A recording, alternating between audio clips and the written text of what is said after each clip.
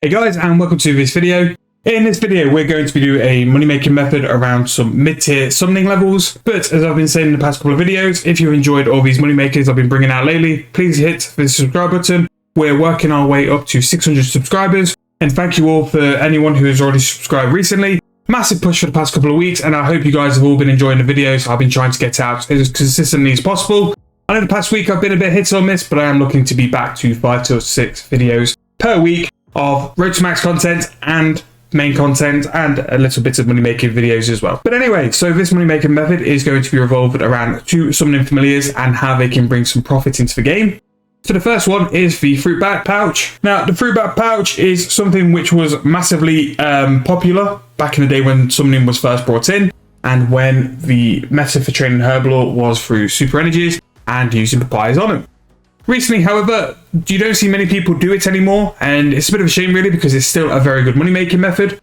Beforehand, the only things worthwhile picking up were just some papayas, whereas now, just due to prices and player and farms, pretty much everything's worth picking up. So this familiar is definitely got some use once again. Now, to use for fruit bats is basically related to the scrolls. The scrolls are at a price of 210 each, which is very, very cheap. And basically all you do is come to an area. You want a nice open area so the fruit can fall all over. Now I've picked Cathby for a particular reason. One, we've got the summoning obelisk just north, but also we've got a leprechaun here.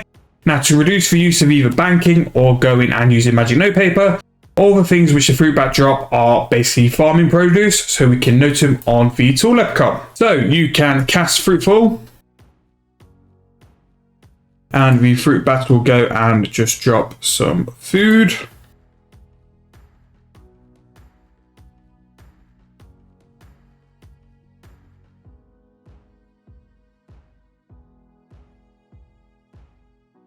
Now, if you've got something else to be doing while doing this, such as fletching, alking, enchanting, or anything relatively light you can be doing while your spec bar comes back, you can do this alongside other skills, and that's where you really start to rake in extra money on top. This will be good enough money anyway. I think it makes something like 3 mil an hour, but if you were to tie it in with something else, you can make even more profit. So what you do is spam your fruitful scrolls, and then what you can do as well, you can just click spacebar.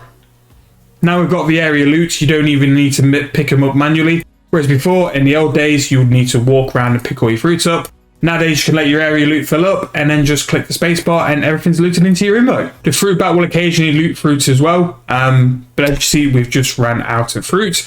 Now if I was to have more, I would just simply go to the tool leprechaun here and just note everything I've got. With it being fruit, you have to be careful not to eat it, but most of them do have a use option now.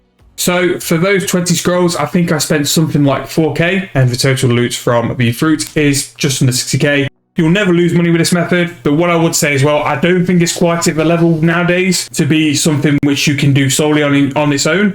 If you've got something like fletching with broads or bolts or enchanting or alking or something, even proteins, while you're doing this as well, it's just a chance for you to make another sort of 3 mil per hour on top of what you're already doing, whether that's gaining XP, whether that's trying to make some more money with another method.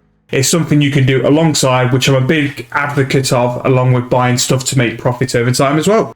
So I hope you find that one useful. I've got one more summoning method I'm just going to go and grab the familiar for now. So the next familiar is by far one of my favourite summoning familiars. I think it's still one of the best looking ones, and it's still useful now. It still has its uses. I did use it at Dag Kings before the Reaver kind of pushed it out of the way. The Reaver is a bit more of an updated version of the Bunyip, but it's still one of my favourites. I mean, just look how cool that looks.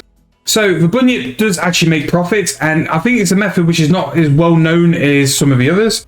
So the Bunyip's main purpose was to heal you 20 HP every minute or so, which is great for Slayer or normal combat activities. It will save you using food.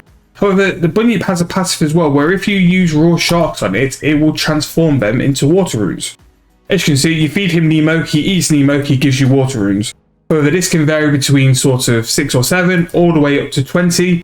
So with the price of water runes as well, they are as high as 190 GP each. Now these have actually crashed. These were up in the 200s a couple of weeks ago, so when these were up in the 200s, this was actually making upwards of 7 mil per hour. Now, don't get me wrong, this is probably one of the most click-intensive methods you're going to be doing in a while. There's no auto sort of response. You are having to manually click on these sharks to feed to the Bunyip every time. But if you're in a good rhythm, I think you can get through, even though your wrist won't thank you for it later on. So I've fed Bunyip 90 Nemos. So the price of those were 900 each. So that would be 18k for the Nemos. So if I feed that last one to him now. The water runes we've got, so we invested 20k, we've just got 42k. So we've doubled our money with that. Now that is a very small sample as well, but on a bigger sample, we might have made more as well. But the wiki says roughly from the Bunyip money making method, you can be anywhere up to about 7 mil per hour. So where the water runes are at their absolute highest in the mid 200s, the Bunyip actually made 7.5 mil per hour. Even though the water runes have crashed to 190 each, doing this will make 5.5 mil an hour.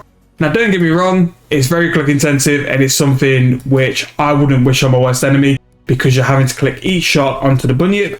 However, if you wanted a method to make 5 mil and you needed you've got a little bit of cash to get there, this is another alternative to all the other guides as well. And if water runes definitely take a spike, which, you know, it just takes one magic update for water runes to be up there again, this can be another method to make a little bit more on top compared to the others. But summoning still has these odd little things which still make money. I can't believe the fruit bat is not done as much as it used to be. The red spider eggs, providing their price, they have the red spider familiar, which also does that as well. Very similar to how the fruit bat works, however you just can't note them. But yes, summoning is not just a DPS and a pack yak skill. There are the odd familiars who do have fantastic benefits and fantastic uses.